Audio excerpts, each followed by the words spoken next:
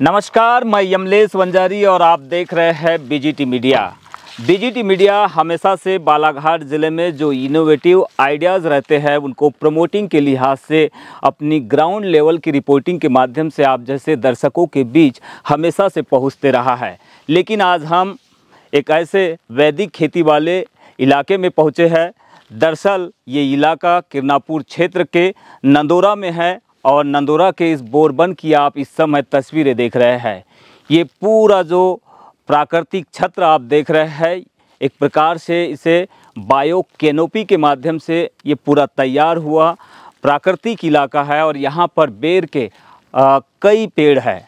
हम गिनती इसकी फ़िलहाल नहीं कर सकते, लेकिन हम पहुँचे यहाँ पर इसलिए है क्योंकि हमें पता चला था कि यहाँ पर कुछ फॉरेनर लोग जो है वैदिक खेती को समझने के लिए पहुँचते हैं। हालांकि इस समय जब हम पहुँचे तो यहाँ पर फॉरेनर लोग हैं नहीं, लेकिन जो इस वैदिक खेती के माध्यम से देश और दुनिया के लोगों को संदेश देने का प्रयास कर रहे हैं, जिन्हें चार्ल्स के नाम से जानते हैं, उनके तक पहुँचे हैं। और अब हम यहाँ से अपने इस रिपोर्टिंग की शुरुआत करते हैं। आप देख रहे हैं ये हमारी गाड़ी है जिसे हमने इसी बायो कैनोपी के नीचे पार्क किया है। एक प्रकार से ये प्राकृतिक छत्र छाया है। यहाँ पर गाड़ी में जो ठंडकता का एहसास ग्रीष्म दिनों में हम देखते हैं कि जब चिलचिलाती धूप में निकलते हैं तो गाड़ी इतनी हीट हो जाती है, गर्म हो जाती है कि गाड़ी पर हाथ भी रखना मुनासिब होता है। लेकिन यहाँ पर आप देख सकते हैं बायो कैनोपी की वजह से यहाँ पर गाड़ी पार्क की और काफ़ी यहाँ पे ठंडकता है, शीतलता है। तो इसी से आप समझ सकते हैं कि नेचर के नियम किस तरह से काम करते हैं। दरअसल आज हम रिपोर्ट में आपको समझाने का ये प्रयास कर रहे हैं कि भौतिक जगत में इंसान के लिए कई तरह के कानून बने हैं, नियम बने हैं। कॉन्स्टिट्यूशनल लॉ अलग है, डोमेस्टिक लॉ अलग है, सीआरपीसी है, ऐसे अनेक प्रकार के कानून बने हैं। लेकिन नेचर के अपने लॉ होते हैं और नेचर के लॉ जब काम करते हैं तो उसके मल्टीपल सलूशन भी मिलते हैं। तो यही नेचर के लॉ के माध्यम से, वैदिक खेती के माध्यम से कैसे मल्टीपल सलूशन यानी कि समाधान निकल सकते हैं, इस बात को आज की रिपोर्ट में हम समझने का प्रयास करेंगे। तो आइए चलते हैं सीधा चार्ल्स जी की वैदिक खेती की ओर।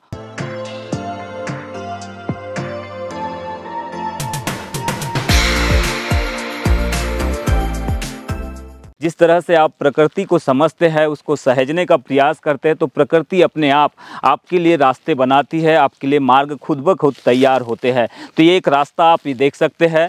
रास्ता तो ज़रूर यहाँ पर आवाजाही के लिए बनाया गया है, लेकिन जिस तरह से इस रास्ते के किनारे में ये लताएं और बेलों के माध्यम से ये फेंसिंग आपको दिखाई दे रही है, ये प्रकृति का एक प्रकार का अद्भुत नज़ारा ही हम कह सकते हैं। इसके बारे में भी हम समझेंगे कि इसके क्या बेनिफिट्स है, लेकिन उससे पहले हम आपको अब सीधा ले चलते हैं आगे की ओर। तो जैसे जैसे हम लगातार आगे बढ़ रहे हैं इस बोरबन में, बहुत सारी चीज़ें हमें यहाँ पर देखने मिल रही है। फ़िलहाल हमें एक पेड़ पर, जो हम कह सकते हैं कि ट्री हाउस हम कह सकते हैं, जो एक्सपर्टीज़ लोग होते हैं वो इस तरह के ट्री हाउस बनाते हैं लोगों को रुकने के लिए। मुझे बताइए, ट्री हाउस का आइडिया इस बोरबन में आपको कैसे मिला और इसको आप कैसे आगे लोगों तक पहुंचाने का प्रयास कर रहे हैं? क्या लोग यहाँ पर आते भी हैं आपके पास रुकने के लिए? क्या आप स्वयं भी या आपका परिवार कभी ट्री हाउस में रुका है? क्या आपने महसूस और इससे क्या महसूस किया आपने? नमस्ते, बहुत अच्छा लगा मुझे जब आप यहाँ तक आए और आपको जैसे भी सूचना मिली और आपने यहाँ आकर हमारे इस काम को समझने का प्रयत्न किया। जैसा आप अभी तक बता रहे थे, करीब करीब हमारी कोशिश ये है कि भारतीय संस्कृति एक अद्भुत समृद्धशाली संस्कृति है और हमारे पास ऐसी कई चीज़ें हैं, चाहे वो खेती से संबंधित हो, चाहे स्वास्थ्य से या शिक्षा से या हमारे रहवास से संबंधित है। जैसे कि हम देखते हैं आज भी हमारे गांव में मचान जैसा बनाया जाता है। जी बिल्कुल। अभी इसको नए रूप में ट्री हाउस का नाम दिया गया है। अब आप इसकी खासियत समझिए, यदि 120 स्क्वायर फीट का आपको 12 फीट ऊपर कोई कंस्ट्रक्शन करना हो तो कम से कम 4-5 लाख रुपए का एक पोल लगेगा, जो हमारा एक पेड़ कसई का जिसने इस पूरे वज़न को संभाला हुआ। दूसरा, इसकी डिज़ाइन देख सकते हैं, सारे जो इसकी प्राकृतिक टहनियाँ हैं उसका इस्तेमाल किया गया है ताकि वो लोड बेयर कर सके उसको। और इसकी कॉस्ट कम करी गई है ताकि स्थानीय जो अवेलेबल सामग्री है, संसाधन है, उसी का इस्तेमाल करे जाए। कास्ट कम है, लेकिन इसके फायदे क्या है, इससे क्या अनुभव लोग ले सकते हैं? देखिए, सीमेंट बनती है, आप खुदाई करते हैं, फिर उसका प्रोडक्शन करते हैं, उससे जो इतने सारे पर्यावरणीय प्रदूषण होते हैं उससे बचता है। दूसरी एक आवश्यक चीज़ होती है स्टील। स्टील में भी हम वही करते हैं, माइनिंग करते हैं, फिर उसका स्टील बनाते हैं, फिर उस लोहे को ट्रांसपोर्टेशन करते हैं। आप सोचिए कितनी एनर्जी हमने वेस्ट की, और वो सब होने के बाद जब वो ख़राब ख़त्म हो जाता है, मुश्किल से 25 या 30 साल के बाद, तो उसका डिकम्पोजिशन बड़ा मुश्किल है। कई साल लग जाते हैं उस मलबे को समाप्त होने। आप इसको देखिए, इसमें कोई खर्चा नहीं हुआ, प्रकृति का कोई नुकसान नहीं हुआ। हमने कोशिश की कि जो कुछ अवेलेबल संसाधन थे उसी का इस्तेमाल करके करें। मान लो ये ख़राब हो गया, सड़ गया, आप इसको मिट्टी में दबा दीजिए, साल 2 साल में दीमक और दूसरे कीड़े खा के उसको डिकम्पोज कर देंगे, फिर से मिट्टी बन जाएगी। तो चार्ल्स जी ने इस ट्री हाउस के बारे में काफ़ी कुछ डिटेल में हमें जानकारी दी और समझाने का प्रयास किया कि इसके पर्यावरणीय फ़ायदे क्या है। और तो निश्चित ही ट्री हाउस है, इसमें किसी भी तरह का जो आर्टिफिशियल हम डेवलपमेंट देखते हैं वो देखने नहीं मिल रहा है। तो इसका बेनिफिट तो इंसान को ही मिल रहा है, और इंसान के अलावा जो आसपास के जीव जंतु है, जो असंख्य जीव हम कहते हैं इस दुनिया में है, प्रकृति में है, उन्हें भी इसका फ़ायदा मिलता है। तो चार्ल्स जी, हम आगे चलेंगे, आगे और समझेंगे आपसे, काफ़ी सारी चीज़ों के बारे में समझेंगे। जैसे जैसे हमें यहाँ पर पड़ाव समझ में आएंगे, जो चीज़ हमें यहाँ पर अलग नज़र आएगा, आर्टिफिशियल डेवलपमेंट से बाहर की चीज़ें हमें दिखाई देगी, उसको हम यहाँ पर आपको बताने का प्रयास करेंगे। तो अब आगे बढ़ते हैं।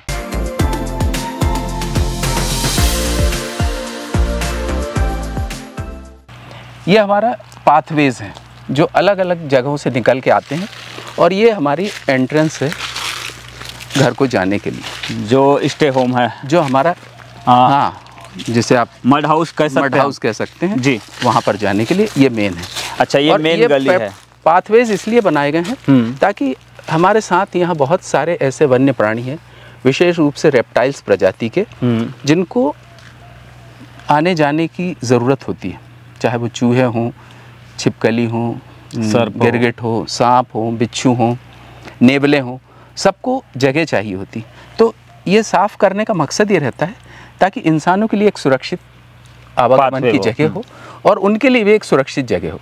वो हमेशा आड़ में चलते हैं छुप के, वो बीच में साफ जगह में नहीं आते। मान लो गलती से आए भी तो जल्दी से किनारे निकल जाएंगे, उनको भी खतरा है। ये बड़ा फायदा, हाँ, क्योंकि क्या है, चील है, दूसरे जो प्रेडेटर्स हैं, हाँ, वो उनका शिकार नजरें जल्दी पड़ जाती है, उनकी नजरें जल्दी पड़ जाती हैं। दरअसल में पर्पस वही है। अच्छा, तो और ये देखिए, इसको ये हमने कुछ वो फैंसी ऑर्नामेंटल ये लगा दिए, क्रोटन्स। अच्छा, क्रोटन्स। तो चार्ल्स जी के माध्यम से हम लगातार समझने का प्रयास कर रहे हैं कि वैदिक खेती आखिरकार किस तरह से यहाँ पर हो रही है, उसका प्रयोग वो किस तरह से कर रहे हैं। हालांकि एक बहुत छोटा सा प्रयोग है, लेकिन फिर भी इस छोटे प्रयोग के माध्यम से एक बड़ा संदेश बालाघाट जैसे ज़िले के माध्यम से वो देने का प्रयास कर रहे हैं, देश के लोगों को भी और दुनिया के लोगों भी। दुनिया के लोगों की बात हम इसलिए कर रहे हैं क्योंकि हमें ये जानकारी मिली है कि ए.के. चार्ल्स जी के इस जो बोरबन में, खासकर जहाँ पर उनका ये पूरा लैंड है, जहाँ पर वो वैदिक खेती कर रहे हैं, यहाँ पर विदेशी मूल के लोग भी समय समय पर आते हैं और यहाँ से शोध करते हैं, समझते हैं, और फिर वो अपने देश चले जाते हैं। तो मैंने सही सुना है, ये बातें सही है कि विदेशी मूल के लोग आते हैं आपके पास और कुछ चीज़ सीख के भी जाते हैं। अभी तक ऐसे कितने लोग हैं यहाँ पर? मैं आपको वो रजिस्टर दिखा दूंगा जी, कोशिश। हाँ, फिर भी अभी हाल ही के दिनों में कहाँ से लोग आए थे, उन्हें आपने क्या अनुभव कराया? अभी बीच में हमारे पास करीब 12 देशों से प्रतिनिधि आए थे, उसमें इंग्लैंड है, स्पेन है, डेनमार्क है, ऑस्ट्रेलिया। एक मिनट में चाह रहा था अच्छा, हाँ, कि वैदिक कृषि में कैसे तैयार होते हैं। जैसे ये बड़ा पेड़ है जी, मैंने महर्षि पाराशर को पढ़ा हूँ, पेशे से किसान नहीं हूँ इसलिए क्लेम तो नहीं कर सकता, लेकिन प्रयोग जैसा आपने कहा बिल्कुल सही शब्द है। ये प्रयोग है एक तरह का। ये हमने छोटा सा नींबू का पौधा लगाया था, मई आज 3 तारीख है, पिछले साल भर से हमने इसमें पानी नहीं दिया है।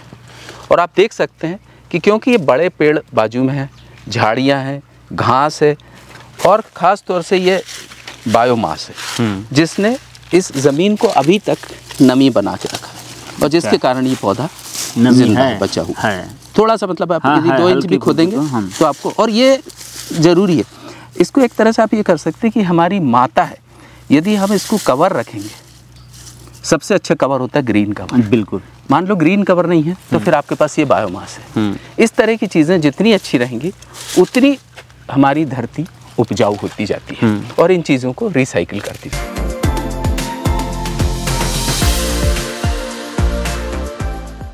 सेम की बेला है, ये पिछले साल लगाई हुई होगी। अच्छा, ये अभी फिर से हरियाली होने लगी, बारिश हुई है तो। ये कॉफ़ी का प्लांट है, इसको ऐसे ही कैनोपी चाहिए होती है कि थोड़ा सा छाए रहे। अच्छा, तो ये धीरे धीरे बढ़ते जा रहे हैं। इसके क्या औषधीय गुण है? कॉफ़ी है, कॉफ़ी। अच्छा, कॉफ़ी है। तो ये कॉफ़ी का पौधा है। और अब हम बिल्कुल जो AK चार्ल्स जी का मड हाउस है, जहाँ पे रहकर वे इस प्रयोग को कर रहे हैं, उसके करीब में पहुंच गए हैं। जैसे करीब में पहुंचे तो मैं आपको दिखाना चाहूँगा, यहाँ पर नेचुरल तरीके से मुर्गी पालन भी कर रहे हैं।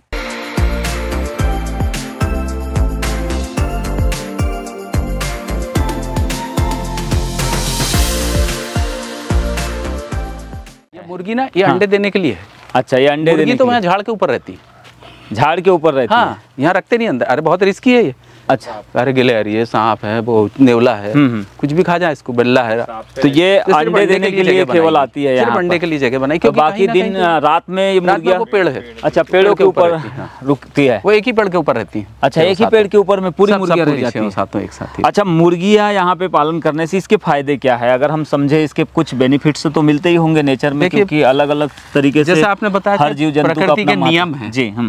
ऐसे हर एक जीव का अपना एक रोल है, ये अपना रोल अदा करती हैं और हमारे लिए बड़े काम की इसलिए हैं क्योंकि हमारी जो भी उत्पादक चीज़ें हैं, जहाँ पर कीड़े लगने की संभावना होती है खेती में, उसके कीड़ों को ये खा के हमारी साफ़ सफाई का काम करती हैं, इसलिए हमारे लिए बड़ी उपयोगी होती हैं। दूसरा, ये जो कचरे को मिला के, और ख़ास तौर से गोबर या कुछ और दूसरी चीज़ें उसको मिला के बराबर करती हैं, तो ये फास्ट हो जाती है डिकम्पोजिंग की प्रोसेस, जिससे जल्दी खाद बनती है। अच्छा, इधर कुछ थोड़ा बहुत कंस्ट्रक्शन का वर्क आप कर रहे हैं और सामने में एक शेल्टर नुमा, एक लकड़ियों का बना हुआ कुछ शेल्टर टाइप का ही मुझे दिखाई दे रहा है। ये किस लिए आप बना रहे थे?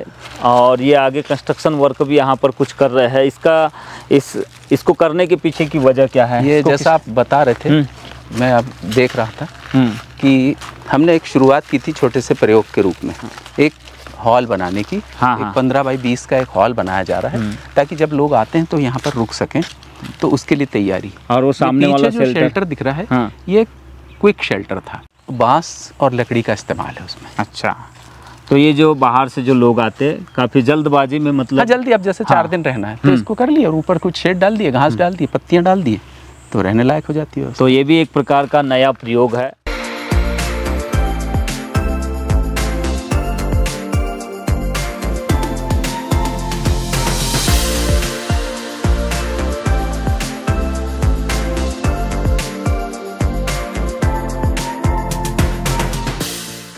हम कह सकते हैं परमा एग्रीकल्चर का यहाँ से पूरा संचालन हो रहा है।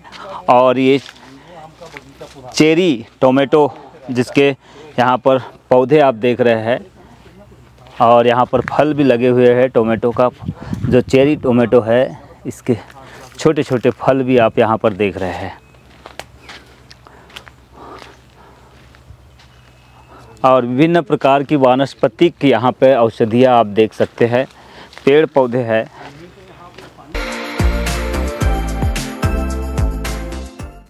बीच बीच में ऐसे पैचेस होते हैं जहाँ पर हम कुछ उत्पादन लेते हैं। जैसे यहाँ खबरी बेला थी, कुछ पेड़ थे तो हमने इसको मिला के बांध दिया है। अब इसके आसपास कुछ बेलों के बीजे डाल देंगे और बेलें इस पर चढ़ जाएंगी। बीच की जो जगह खाली है, जहाँ पर आप ट्रेंच सी देख रहे होंगे, ये बहुत अच्छा होगा। यहाँ पर हल्दी, अदरक, घुइयाँ, सूरन, इस तरह की चीज़ें आप लगा सकते हैं बीच में, तो आपके पास साफ़ जगह भी हो जाएगी, इस खाद का इस्तेमाल भी हो जाएगा और आपकी जो इकोसिस्टम बना हुआ प्रकृति का, वो भी बना रहता है। इसको मकोई बोलते हैं और ये बड़ी पौष्टिक होती है। इसको छोटी बेरीज कह सकते हैं आप, काले रंग की, और इसकी पत्तियों का भी सब्ज़ी भाजी बहुत अच्छी बनती है, टेस्टी। और फल को आप वैसे ही खा सकते हैं कच्चा।